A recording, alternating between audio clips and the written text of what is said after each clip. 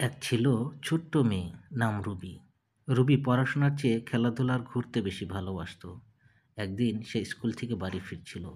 হঠাৎ তার চোখে পড়ে মাটির উপর পড়ে আছে একটি চকচকে সোনার বীজ। এই বীজটা তুলে নিয়ে দাদুর কাছে দৌড়ে গেল।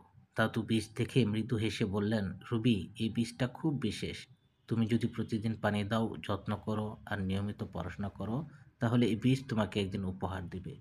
রুবি একটু ভাবলো, বীজ আবার উপহার দেয় নাকি। তবুও সে বীজটা লাগিয়ে দিল, প্রতিদিন পানি দিল আর দাদুর কথা মেনে নিয়ম করে পড়াশোনা করতে লাগলো। এভাবেই কেটে গেল অনেক দিন।